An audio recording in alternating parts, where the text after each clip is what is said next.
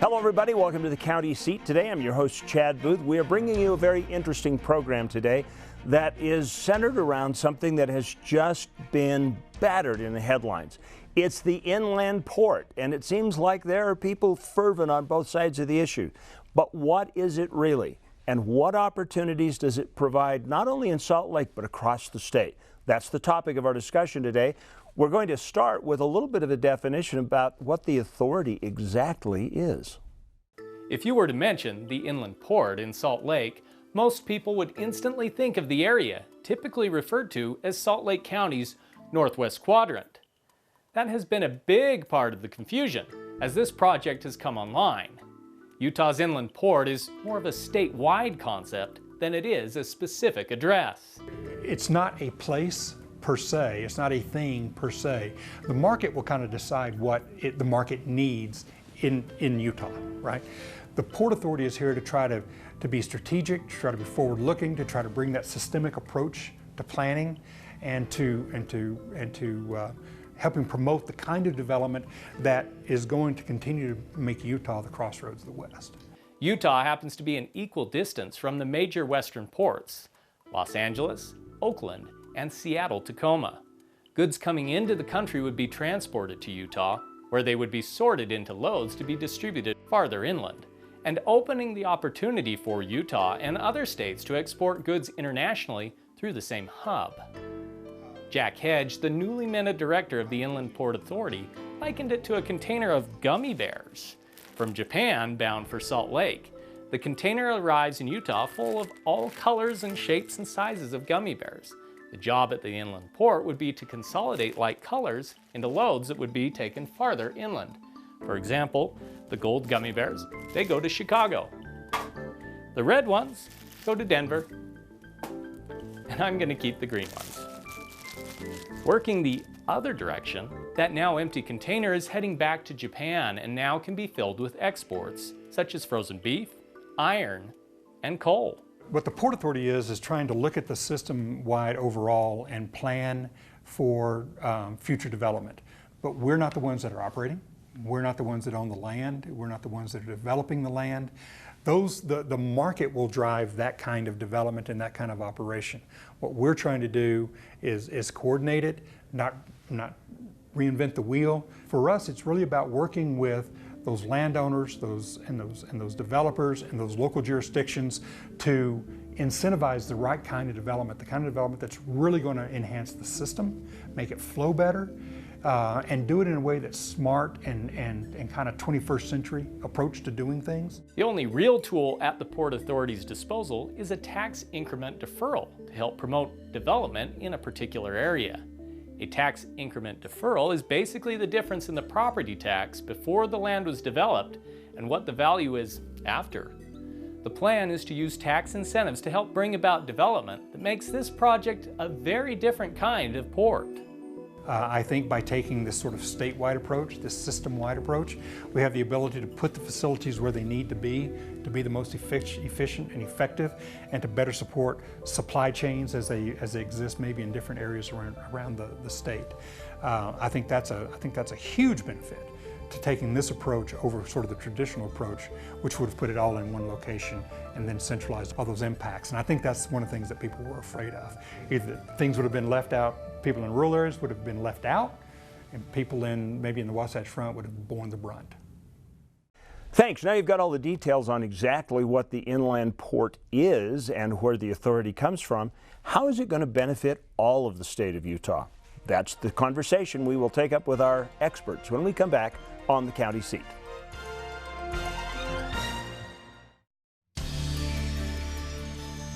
Welcome back to the County Seat. Our conversation today is centered around the inland port. Joining us are two people that have their eye on the project very closely. One of them, one of the original board members of the Inland Port, now working for the Utah Association of Counties as their Director of Regional Growth, Stuart Clayson. Stuart, thanks for coming back to the show. Thanks for inviting me back. I still kind of want to call you Cornelius, but I'm not going to. I know where the gold is. And we have Sean Milne, Commissioner from Tooele County, whose county stands to benefit from some of the concepts that are being purported with the inland port. Well, potentially. Don't want to make that seem like a certainty, just potentially. Yeah. So this whole project started with just a bunch of controversy. Right from the get-go, it just seemed like people were ticked off about the state putting in a law on the inland port and then deciding that they were going to stay in charge of it. What happened? Well, do you mind, No, Commissioner? please.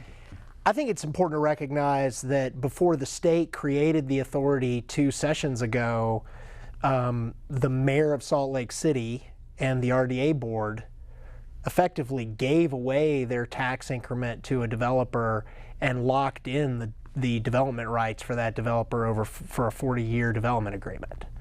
So everything that's being talked about in Salt Lake City has kind of already been done before the state created the authority. That's an important note that's kind of lost amongst people. Okay, so let's talk about what the basis of the argument is for the people that are not really following it too closely. What is the beef? Well, tax increment, right? We've had this a number of times on your program over the years.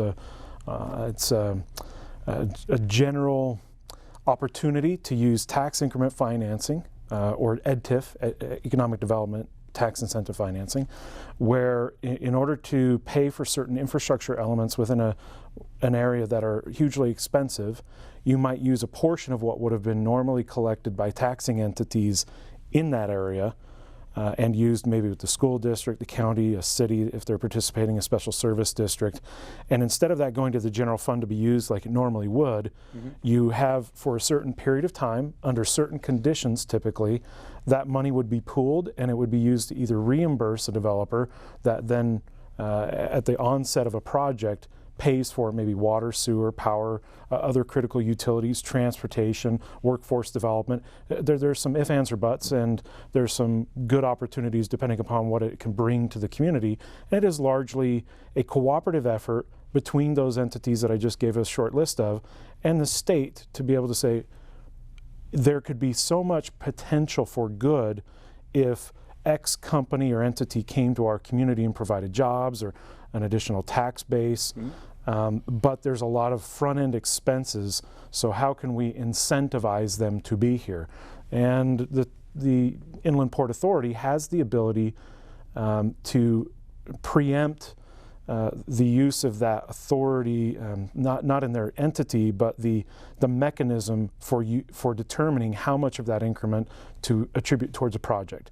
So in essence, if they came to Tooele County, if they go to Price, or if they go to Salt Lake City, the Salt Lake City Council or RDA board might be taken out of the equation, and the Inland Port Authority then has the authority to negotiate that proportionality of how much taxes would be used to incentivize development of that infrastructure. Okay. And so it's a political consequence, right? So the municipalities or the counties are at issue because this is something they've usually been able to decide on, and now the state is going to be the person that makes that decision. Is that correct, Stuart? I would say that's correct. The difference by having it being a state authority, whether it's done in Salt Lake City, Tooele County, Carbon, Emery, Box Elder, Weber, Millard, wherever, is by having it being a state authority, there's the ability to also have the state front load those dollars. Because the way tax incremental financing works is it's post-performance.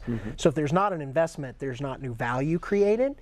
So the state could come in and identify a piece of key infrastructure like railroad, and the state could pay for that on behalf of the authority. Then the authority can capture that increment to reimburse itself. So the state has the ability to tap resources local jurisdictions because don't the have. other option for a local jurisdiction would be if the company can't afford it, they have to do something like bonding and create a tax burden for the. So it's really just kind of a shifting of how you get those advanced dollars to build infrastructure. It is a total new way to think of it. And I think if you were to ask Jack Hedge, the new executive director, who we're very lucky to have, brought him in from the Port of Los Angeles, he would say that one of the things that the Utah Inland Port Authority, not Salt Lake City or Salt Lake County, but the Utah Inland Port Authority, meaning statewide, one of the things that it's going to be able to do as it really grows and becomes a significant entity is it can be kind of an infrastructure bank. So that's really exciting because we have huge infrastructure needs across the state. That's not really a Salt Lake County issue. They've got tons of infrastructure.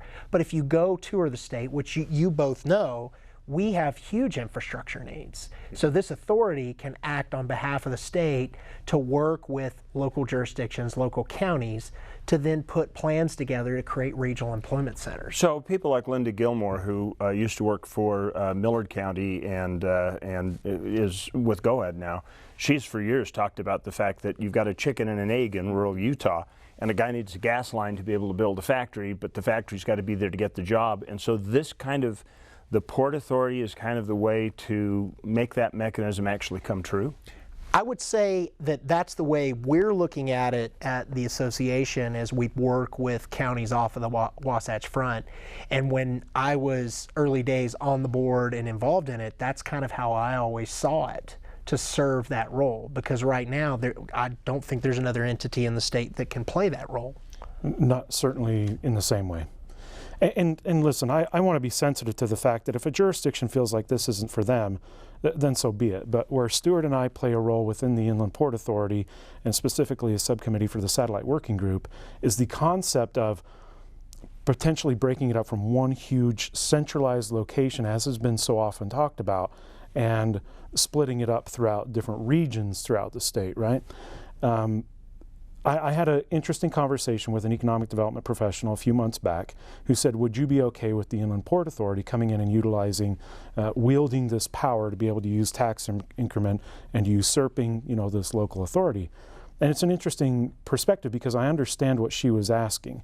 And I gave perhaps a different answer that I don't suspect we walked away from the conversation seeing it eye to eye. And I said, but for many of us in rural Utah, where even gubernatorial candidates right now are commenting about the strong economic growth that the state as a whole has not been evenly applied throughout the entire state. And so there are rural areas that would love to have a piece of this pie. And so I use this analogy. I would rather have a small fraction of a much bigger pie than to have 100% of a big zero that I have right now. Because Tooele County, the way it's looking right now, if the original concept of this going into the northwest quadrant in Salt Lake County and Salt Lake City specifically were to come to fruition, we know that we would likely become the bedroom community for such a workforce. Well, we are involved enough in county politics that we know, and it's been said in this program in different topics before, that residences often cost local governments more money than they pay in local taxes.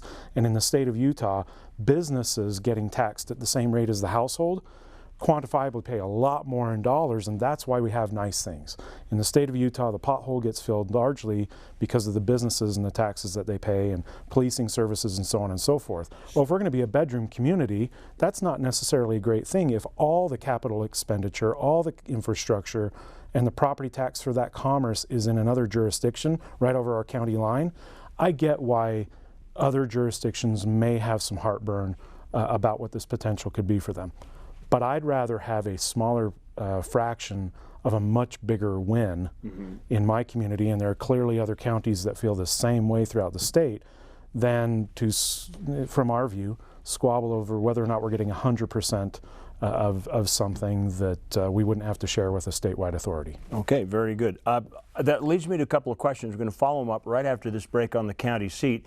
We're going to explore that area that has come up before and just got mentioned, the parts of the state that are being left behind. We'll be back on the county seat talking about the Inland Port Authority.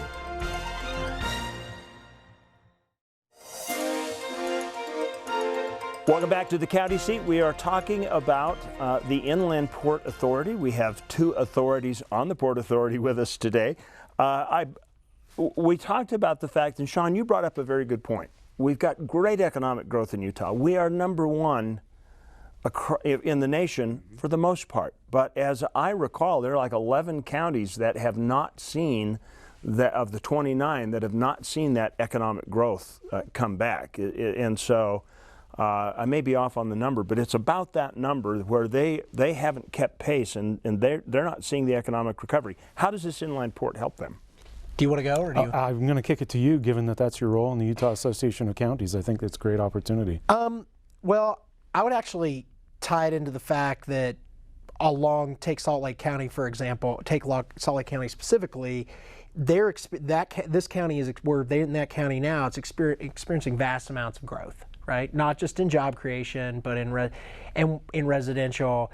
I actually think that the Utah Inland Port Authority has the ability to strategically identify regional nodes throughout the state where we can create job centers and then couple it with housing.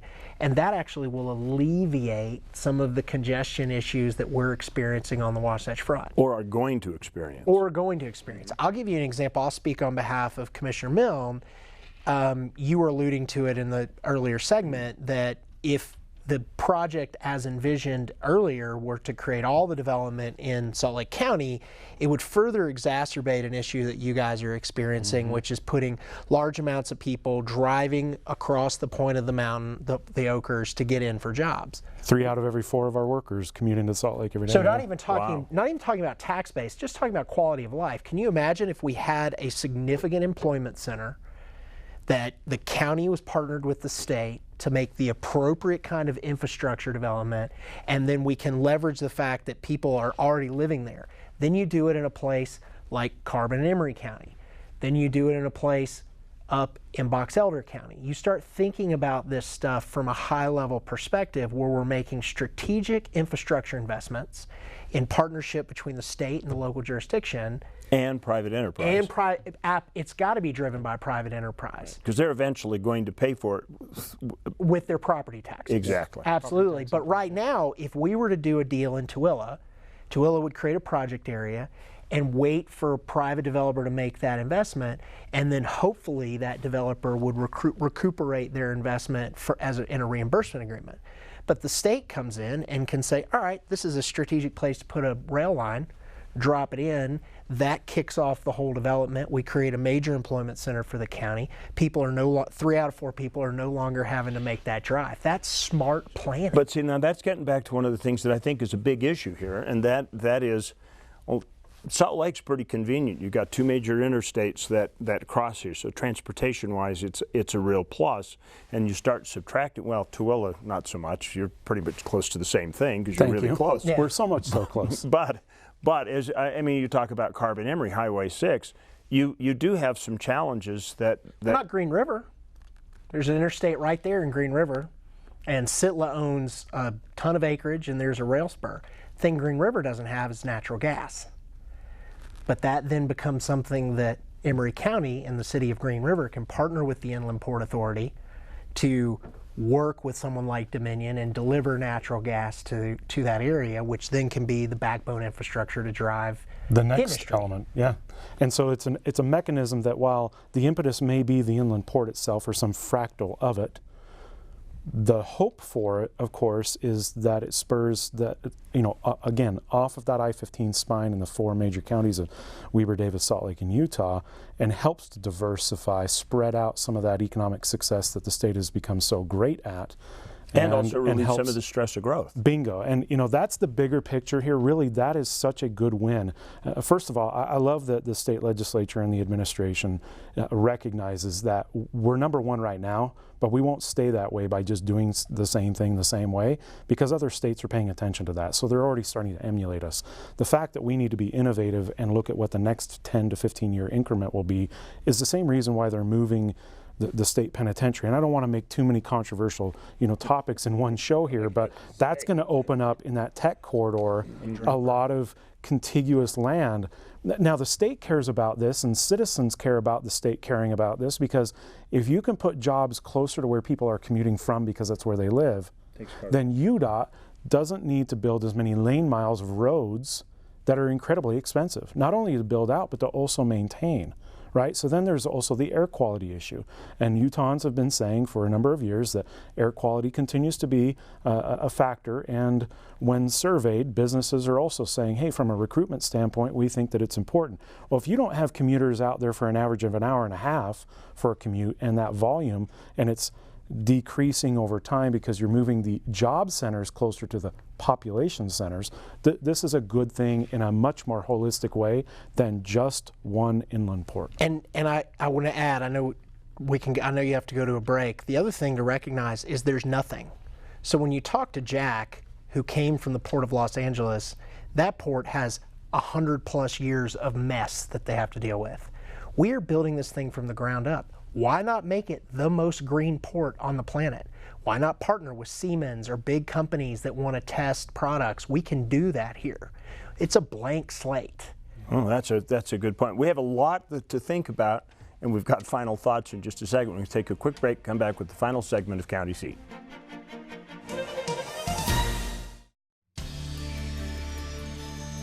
Welcome back to the County Seat. In our last couple of minutes, I want to just get some final thoughts. Are we on the right track and we overcome some of the hurdles? Pun intended. Yes, pun intended. I would say that as a transplant to the state of Utah, we are on the right track. And I think that you can get bogged down in the politics around Salt Lake City's mayor race and what's going on in that piece of dirt that's called the Northwest Quadrant. But if you look at it from a statewide perspective, both the administration and the legislators saw that there was this ample opportunity to think holistically about economic development, and the inland port is going to be the new tool that we utilize to drive appropriate infrastructure investment to then in turn drive economic development and job creation in areas off the Wasatch Front. I know we're hard pressed for time to button this up, and I would just say a big ditto to that. I mean, for me, I'm looking at it, we were where the golden spike was planted, right? Mm-hmm. This is our generation's version of that, and to me it seems like a long overdue opportunity that we've had, but I love how Stuart in the last segment brought it up. We've got virgin ground.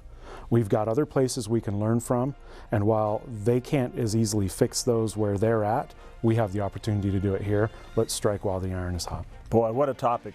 Folks, thanks for tuning in. Thanks for staying with us. Share this with your friends. This is a good topic to help clear the air on a lot of issues. So we've got our social media, our websites. Get involved. We'd love your comments, and we'll see you next week on the County Seat.